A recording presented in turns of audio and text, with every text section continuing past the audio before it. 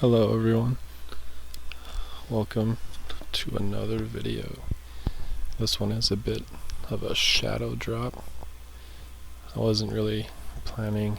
I actually already have a video edited and technically uploaded, scheduled for Friday to make sure I'm on top of things and keeping them out on the schedule I want. But okay. I've had a few videos up where it's kind of me venting for, usually in every video I make, it's like a talking video, and even then, just in every video I make, I try to make it so that what I say is beneficial to anyone that might be listening, that it might offer guidance or wisdom, or at the very least, encourage people to think about things to help themselves and maybe give them new perspective on issues they've been dealing with themselves but haven't quite gotten the grasp of. So but there have been a few videos where I've needed to just kind of vent for my sake as much as like the audience's sake, and I think this is one of those times. I don't want these videos to just be a diary for me, I guess, like a journal, but sometimes I just feel like I'm struggling, and the way I feel like I'm getting over it is maybe helpful, and so I want to share it in real time, which may not be a good idea. So I guess to get to the point of all this is, I have a friend right now who is struggling a lot, like in really big ways, and she's grown a lot and I'm very proud of her. But a big reason why she's struggling so much is because of me. There's a lot of guilt. Also, sorry if this is like ASMR stuff, like it's very quiet, because it's 4 a.m. right now, and my anxiety is just so gnarly. It's keeping me up, which I guess kind of brings me to the point, is just anxiety is keeping me up. And ever since I was a kid, anxiety has been a real pain in the ass, because I'm really bad. Once my anxiety gets to a place where it's the focus of my perspectives, it's really hard for me to get it like not that way. Like a quote that I like a lot from Star Wars Episode 1, Phantom Menace, is when Qui-Gon Jinn says, "Your focus determines your reality." That is extremely relevant to me, and it's been, in my experience, extremely true, especially when it comes to anxiety, because that's, to me, how it always has been, is what we focus on is kind of how determines how we feel, and that is what happens with my anxiety, is I can only focus on what's making me anxious and nothing else, and that's even if I'm lucky enough to have the anxiety have a source or a cause, which tonight it does. So something that I've learned to fight. Well, also, let me be clear, and with everything I say in this video and in any other video, I am not coming at it from a professional standpoint. It's just personal, my experience. I'm 25. I don't feel like I'm 5 years into adulthood. Like I'm a toddler adult. I'm like, my training wheels have only been off for 5 years. I don't think, like, I say things that don't make sense and that are just wrong sometimes, and that's part of the learning thing, but some things I say I hope help Anyway, that being said, because of the nature of how I view and handle my anxiety, something I've learned that helps me get around it is by reminding myself how fleeting life is, how small I am in the world and in the history of the world, and because when I do that, it helps. And I don't say that to be pessimistic. I don't know if people take it that way. I know it's whatever, but once I do that, it helps me put my problems in perspective for myself. Like if I'm focusing on something that's making me anxious, like money issues,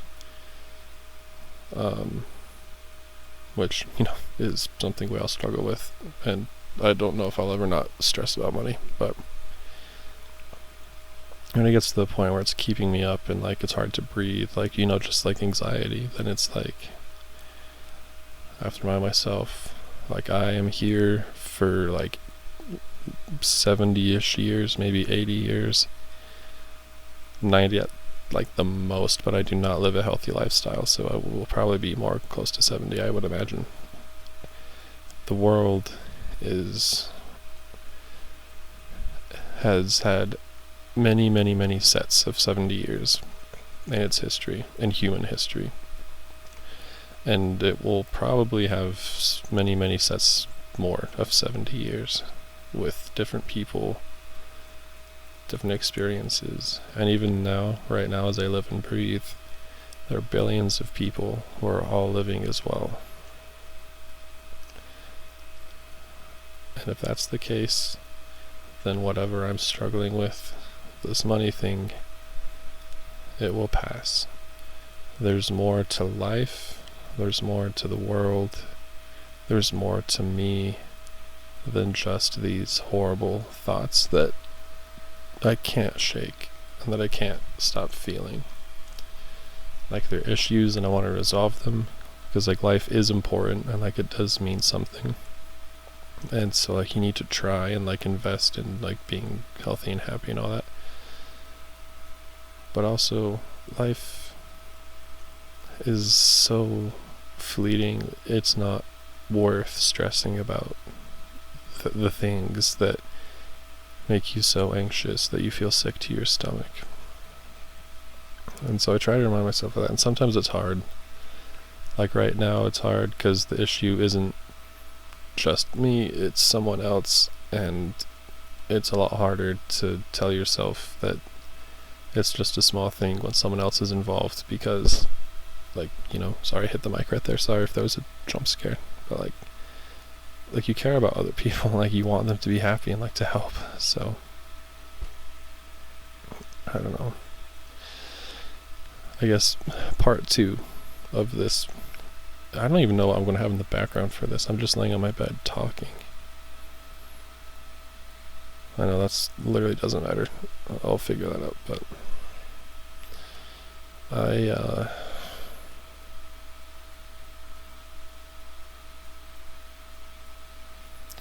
I have something that gives me sort of, I guess, a safe space in my mind that's been there ever since I was a kid. Are some extended family I have, first cousins or something. I'll just call them the Pendragons, because if you knew them, that would make a lot of sense too. But the Pendragons they have, I wish I could explain it, because I've talked to my parents about it too, because they know the feeling, but it's so hard to explain it.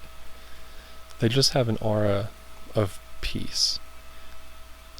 To me, they've always been the people that most clearly and calmly see the imagination and creativity in the world and make it feel like it's achievable and present.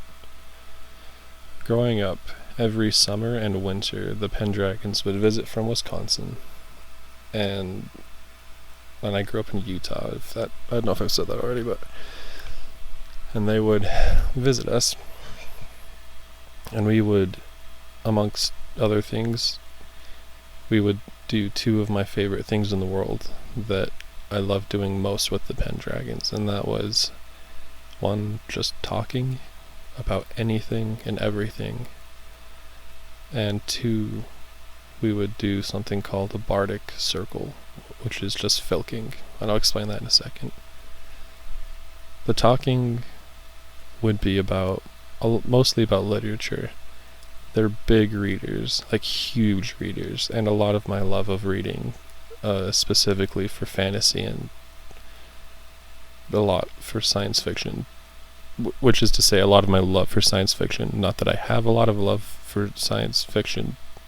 I definitely prefer fantasy, but any love that is there is largely because of the Pendragons. But so often we talk about that. Sometimes we talk about family. Sometimes we talk about food. My uncle, he's not actually my uncle, but we call him my uncle because it's easier. He would walk around and pace in and out of the living room and the kitchen while he talked with my father and kind of hopped in and out of conversations, and then while he and my dad made food, by evening we would have the food ready, we'd eat, and then we'd do a bardic circle, where a bardic circle is when you sit in a circle. Generally someone has a guitar, sometimes more, sometimes people have other instruments, but none of those are required. You can just do it without. And then you just go in a circle and someone chooses a song and you sing it. I always grew up, we have like maybe about 1,000, maybe more pages in like a binder of songs that have chords and lyrics, and it's filking, like they're filk songs, which is a mix of folk and science fiction and fantasy, whatever, and you would sing them, and the Pendragons knew the chords. So the one that I am friends with and still talk to, and like I'm in a book club with him, we talk every now and then. He would play the guitar usually because he grew up with his mom teaching him, and then he did it because his mom just didn't want to, understandably, because playing the guitar for 7 hours straight can hurt a lot. And on top of everything else, the Pendragons are also directly and almost fully responsible for why I can play the guitar. My cousin he's the one that taught me how to play the guitar. So anyway, we would go around, and I know a lot of those songs by heart. I have a lot of them memorized on the guitar that I can play, because those are the songs that I would practice playing. And among those songs, you had like Leslie Fish, I know is a big one. And then there's a couple others, but the one that I love the most, her name is Meg Davis, and she has an album called Captain Jack and the Mermaid, and the songs on that album are so nostalgic for me, but they're also all just so peaceful and melancholic and imaginative. And there's one called If I Had My Life to Live Over that's so beautiful, and I sing it to myself a lot, either quietly in my head or out loud if I'm feeling confident or if no one is around. And it's just a song about singing how if the person, like if you had your life to live over, what you would do different. And it's not even necessarily grand and noble things. Like the first verse is like starts, if I had my life to live over, I'd be a fisherman's son. I'd like roam the whole world over to find where the marlin run. And like, it's not even seeing, like, if I had my life to live over and I could do anything, I'd be like a king and have mountains of gold and rule kingdoms and whatever. It's like, I'd be a jeweler, I'd be a fisherman's son, I'd be a soldier. And then there's a lyric that goes near the end of the song that goes, "Well, I cannot live my life over, but I do not wish to try. For all my wishing and dreaming, at least I gave it a try. For as long as I go on dreaming and thinking what I'd like to be, I will be it all in the end, and it will all end up to be me." And I can't explain exactly, I'm getting teary-eyed. I can't explain exactly why that hits so heavily.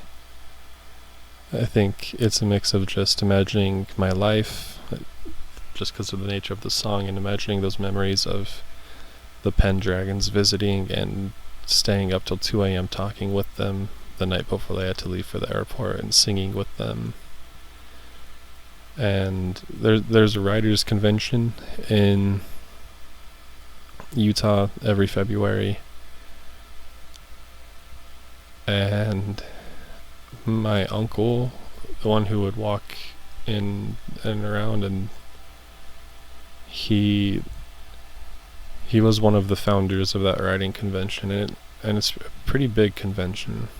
And there was one year where we did a filk there. They would always, it's 3 days long, the convention, and at the end of every night we would we would do a bardic circle with anyone who showed up, and it always ended with me, my uncle, my cousin, and then like 2 other people. And one day, one of those people, after, because it would be like in a hotel, so it was open 24/7. We would just have some small room somewhere. And one night, one of the guys that stayed started asking about the beginnings of the convention and like how it started. And so my uncle told us, and I'd heard that story a million times growing up, but for some reason this time he was so invested in it, and he was so excited to talk about it, and like it was magical. Like, there was snow falling outside through the window. It was pitch black outside of the room we were in. It was so quiet, and he was just on fire telling that story. And his son, the cousin that I'm friends with now, was out of character, being quiet and letting him say it, and very smartly pitching in with like 1 or 2 sentences every now and then for a quick laugh. And it was incredible. And then before they left, they came over for dinner one night, and we had a bardic circle then, and then they left. And then a few weeks later, we got news that my uncle had died, and he'd passed away at his computer. And that was years ago. That was probably close to 10 years ago that happened. And I've seen the Pendragons many times, and we've had I stopped going to the bardic circles at the convention because it's just too much to really. The last memory I have of him is him telling us that story and it's too much to go back. I tried once, and it just wasn't it. And that kind of brings me to my final point of what I want to talk about and here, and what I feel like is good to help calm down, is like I said, it's been 10 years. His absence is so prominent still. Like, Bardic circles are just not the same, and like, he is just having them around isn't the same, obviously, because he's gone. Like, like, I love him so much, and I know that everybody else in my family, and obviously his family does too, and he's gone. And so of course he's going to be missed, and things are going to be different. And I guess when I think about all this, and I think about my life, and I think about all these stresses and things, and sometimes I just think about that memory and how unconcerned he was with. I mean, he had a lot of things to be stressed about. He had a flight in a few days to go back to Wisconsin with his whole family. He had a job, a family to support, and who knows what else he was struggling with that I don't know about and don't need to know about. And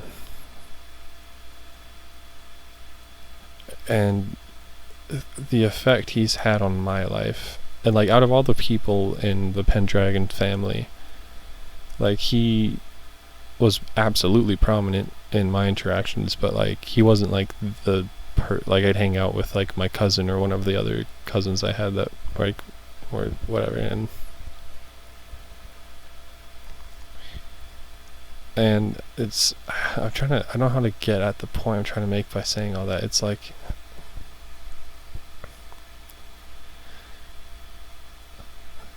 we have one shot at being here and at living our lives, and sometimes, like, we make really poor decisions that hurt people. Sometimes we make really good decisions that hurt people. Sometimes we are just living our lives without even thinking about it, and while doing so, we are profoundly changing somebody else's life. And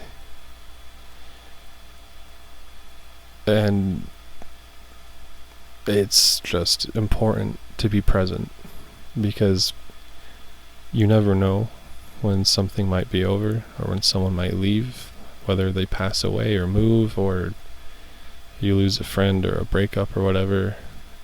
You never know when someone is relying on you and looking up to you and like counting on you.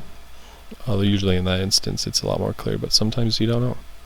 Like that night, I don't think that my uncle was, I think he was just excited to tell a story. I don't think he was like knowing that he was giving me a core memory and one of the most treasured and most important things in my life.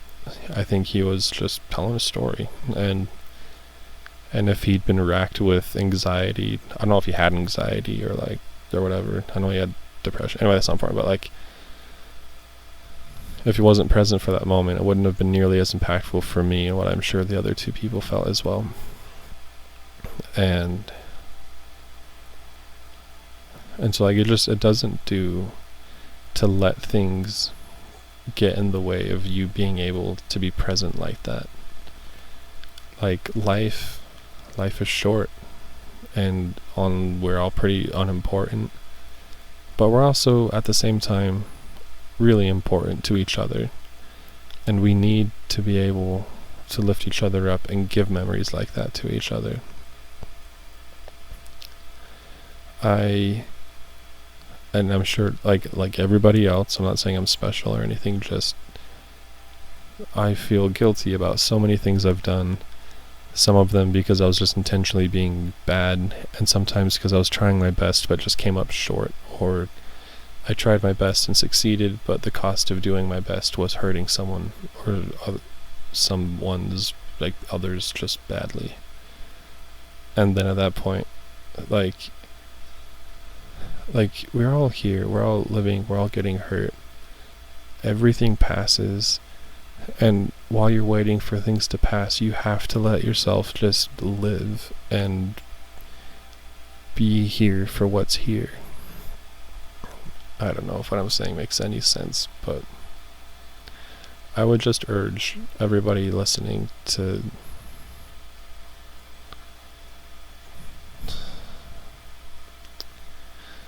like,